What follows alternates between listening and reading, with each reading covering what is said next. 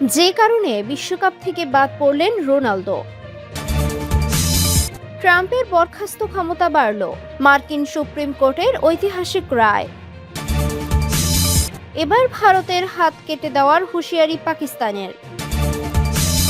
আফগানিস্তানের হামলা পাকিস্তানের, আগ্রাসন বলছে ভারত।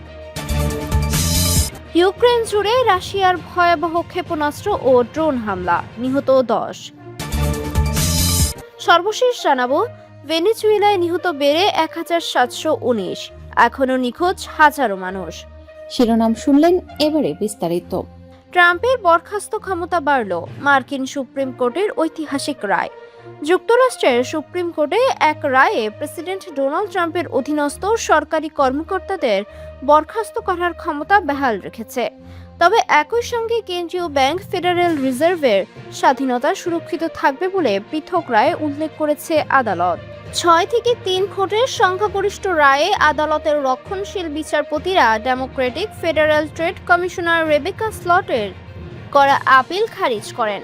রায়ে বলা হয়, অধীনস্থ নির্বাহী কর্মকর্তাদের চাকরি থেকে অপসারণের ক্ষেত্রে প্রেসিডেন্টের সাংবিধানিক ক্ষমতা রয়েছে। এই সিদ্ধান্তকে ট্রাম্প প্রশাসনের জন্য গুরুত্বপূর্ণ বলে মনে করা হচ্ছে। প্রশাসনিক কাঠামোয় পরিবর্তন আনা এবং গুরুত্বপূর্ণ পদে রাজনৈতিক ঘনিষ্ঠ ব্যক্তিদের নিয়োগের উদ্যোগের প্রেক্ষাপটে রায়টি তাৎপর্যপূর্ণ বলে বিশ্লেষকদের ধারণা। রায়ের পর সামাজিক যোগাযোগ মাধ্যমে ট্রাম্প একে ঐতিহাসিক আখ্যা দেন। অন্যদিকে ফেডারেল রিজার্ভের গভর্নর লিসা কুককে ঘিরে পৃথক মামলায় আদালত 5 থেকে 4 ভোটে ভিন্ন অবস্থান নেন। রায়ে বলা হয়, প্রেসিডেন্টের যৌক্তিক ও সুনির্দিষ্ট কারণ দেখাতে পারলে ফেড গভর্নরকে অপসারণ করতে পারেন, তবে কোনো কারণ ছাড়াই তা সম্ভব নয়। আদালত উল্লেখ করে, বিশ্বের বৃহত্তম অর্থনীতির মুদ্রানীতি নির্ধারণকারী প্রতিষ্ঠান হিসেবে ফেডের কাঠামোগত স্বাধীনতা কেবল বাস্তবে নয়, দৃশ্যমানভাবেও অক্ষুণ্ণ থাকা জরুরি। রায়ে আরও বলা হয়, কুককে আইন অনুযায়ী প্রাপ্য প্রক্রিয়াগত সুরক্ষা দেওয়া হয়নি। তার বিরুদ্ধে আনা অভিযোগের বিষয়ে যথাযথ জবাব দেওয়ার সুযোগ নিশ্চিত না করে চূড়ান্ত সিদ্ধান্ত নেওয়া যাবে না। লিসা কুক এক বিবৃতিতে বলেন, এই রায় কেন্দ্রীয় ব্যাংকের স্বাধীনতাকে নিশ্চিত ও সুদৃঢ় করেছে এবং রাজনৈতিক হস্তক্ষেপ মুক্ত নীতি নির্ধারণের গুরুত্ব পুনর্ব্যক্ত করেছে। এবার ভারতের হাত কেটে দেওয়ার হুঁশিয়ারি পাকিস্তানের। ভারত ও পাকিস্তানের মধ্যে দীর্ঘদিনের ঐতিহাসিক সিন্ধু নদ পানি বন্টন চুক্তি নিয়ে দুই দেশের কূটনৈতিক উত্তেজনা চরম পৌঁছেছে। পাকিস্তানের এক শীর্ষ মন্ত্রী ভারতের নাম উল্লেখ না করে হুমকি দিয়ে জানিয়েছেন যে তাদের প্রাপ্য পানির ওপর কেউ হাত দিলে সেই হাত কেটে ফেলা হবে। ভারতের কেন্দ্রীয় জল সম্পদ মন্ত্রী সি.আর. পাতিল কর্তৃক আগামী 1.5 থেকে 2 বছরের মধ্যে ভারতের অংশের সমস্ত পানি সম্পূর্ণ ব্যবহারের ঘোষণার পরেই ইসলামাবাদের পক্ষ থেকে এই তীব্র প্রতিক্রিয়া এলো। ইসলামাবাদে আয়োজিত এক সংবাদ সম্মেলনে পাকিস্তানের জলবায়ু পরিবর্তন বিষয়ক মন্ত্রী মোসাদ্দেক মালিক সরাসরি অভিযোগ করেন যে প্রতিবেশী দেশের প্রধানমন্ত্রী সিন্ধু নদের পানি কলটি নিয়ন্ত্রণ করছেন এবং তিনি পাকিস্তানের এক ফোঁটা পানিও আসতে দিতে চান না। পাকিস্তানি এই মন্ত্রী বলেন যে তাদের দেশের প্রায় 50% মানুষের জীবিকা কৃষির উপর নির্ভরশীল, ফলে অন্য কেউ এসে তাদের দেশের খাদ্য নিরাপত্তা, অর্থের কর্মসংস্থান এবং 25% অর্থনীতি নিয়ন্ত্রণ করবে তা কোনোভাবেই মেনে নেওয়া হবে না। তিনি হুঁশিয়ারি দিয়ে বলেন, যে পানির অধিকার খর্ব করা হলে তার চড়া মূল্য দিতে হবে এবং তারা যে কোনো মূল্যে নিজেদের স্বার্থ রক্ষা করবেন। মোসাদ্দেক মালিক আরও যুক্তি দেন যে আন্তর্জাতিক প্রথা অনুযায়ী চুক্তি না থাকলেও নদীর উপরিভাগে থাকা দেশগুলো নিচের দেশের পানি প্রবাহ বন্ধ করতে পারে না। অথচ দুই দেশের মধ্যে 1960 সালে বিশ্বব্যাংকের মধ্যস্থতায় স্বাক্ষরিত একটি সুনির্দিষ্ট চুক্তি রয়েছে। বিশ্বের অন্যান্য নিম্ন অববাহিকার শিশুদের পানির অধিকার রয়েছে কিনা এবং আন্তর্জাতিকভাবে কোনটা প্রকৃত ন্যায় বিচার তা নির্ধারণের জন্য তারা এই বিষয়টি বিশ্ব দরবারে তুলে ধরবেন। আফগানিস্তানে হামলা পাকিস্তানের, আগ্রাসন বলছে ভারত। আফগানিস্তানের সীমানার ভেতরে পাকিস্তানে চালানো সাম্প্রতিক বিমান হামলায় তীব্র নিন্দা জ্ঞাপন করছে ভারত। নয়াদিল্লি এই সামরিক পদক্ষেপকে একটি চরম আগ্রাসন এবং আঞ্চলিক শান্তি বিনষ্টকারী হটকারী সিদ্ধান্ত হিসেবে বর্ণনা করেছেন। আফগানিস্তানের বেসামরিক নাগরিকদের ওপর চালানো ওই বর্বরোচিত হামলার ঘটনায় দক্ষিণ এশিয়ার ভূ রাজনীতিতে নতুন করে উত্তেজনা ছড়িয়ে পড়েছে। ভারতের পররাষ্ট্র মন্ত্রণালয় থেকে জারি করা এক আনুষ্ঠানিক বিবৃতিতে বলা হয়েছে যে রবিবার এবং সোমবারের মধ্যবর্তী রাতে আফগান ভূখণ্ডে পাকিস্তানের এই বোমাবর্ষণ সম্পূর্ণভাবে একটি সার্বভৌম রাষ্ট্রের ওপর আঘাত। নয়াদিল্লির মতো পাকিস্তান মূলত নিজেদের অভ্যন্তরীণ নিরাপত্তা রক্ষা করার ব্যর্থতা ঢাকতেই প্রতিবেশী দেশের ওপর এই ধরনের মরিয়া ও অবিবেচকের মতো সহিংসতা পরিচালনা করছে। ভারত এই হামলায় নিহত সাধারণ আফগান পরিবারগুলোর প্রতি গভীর সমবেদনা প্রকাশ করেছে এবং আফগানিস্তানের রাষ্ট্রীয় অখণ্ডতার পাশে থাকার অঙ্গীকার পুনর্ব্যক্ত করেছে।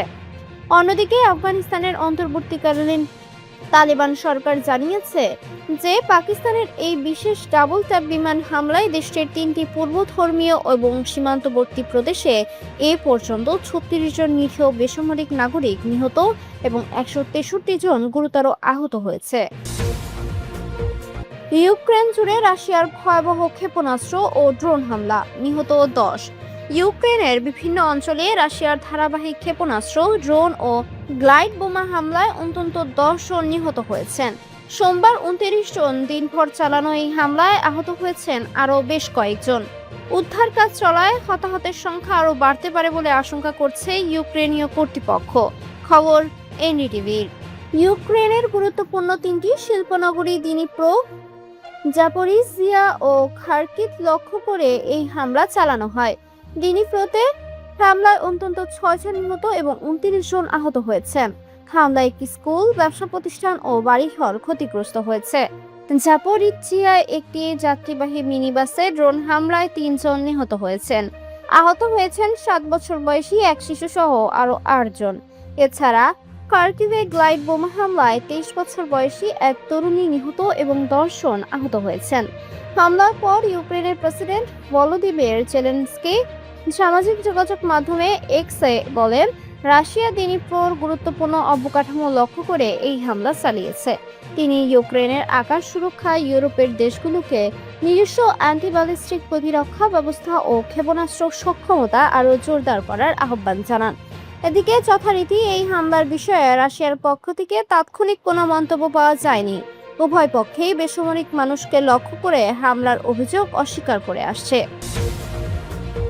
ভেনেজুয়েলায় নিহত বেড়ে 1719, এখনও নিখোঁজ হাজারো মানুষ।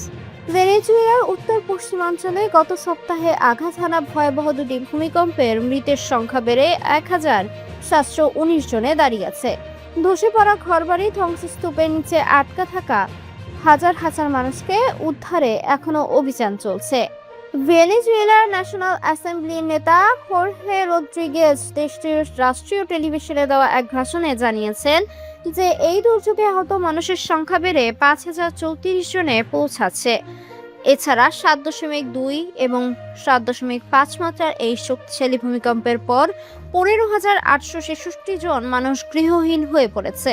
এরই মধ্যে সোমবার 29 জন উত্তর উপকূলীয় কারাবালেদা শহরের অদূরে 4.6 মাত্রার একটি শক্তিশালী আফটারশক বা ভূকম্পন অনুভূত হয়েছে।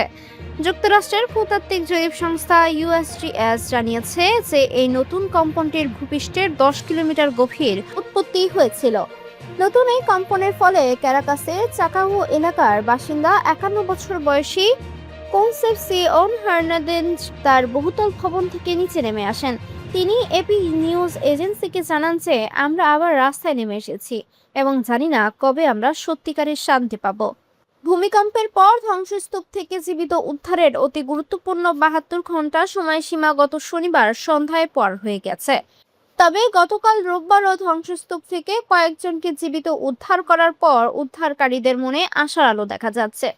ভেনেজুয়েলার অন্তর্বর্তীকালীন প্রেসিডেন্ট ডেলসি রদ্রিগেজ আশাবাদ ব্যক্ত করে বলছেন যে আজও আমরা মানুষকে জীবিত উদ্ধার করতে পেরেছি, তাই উদ্ধার অভিযান স্থগিত করা হচ্ছে না এবং আমরা সবসময় আশা ধরে রাখছি। এল সালভাদোরের প্রেসিডেন্ট নাইব বুকেলে সামাজিক যোগাযোগ মাধ্যম এক্সে একটি জীবিত উদ্ধারের গল্প শেয়ার করেছেন। তিনি জানান যে ভেনেজুয়েলা, মেক্সিকো এবং এল সালভাদোরের উদ্ধারকারী দলগুলোর যৌথ প্রচেষ্টায় গুয়াইরা শহরের একটি ধসে পড়া ভবন থেকে 106 ঘন্টা পর 21 বছর বয়সী অ্যারন লেভিকে জীবিত উদ্ধার করা সম্ভব হয়েছে।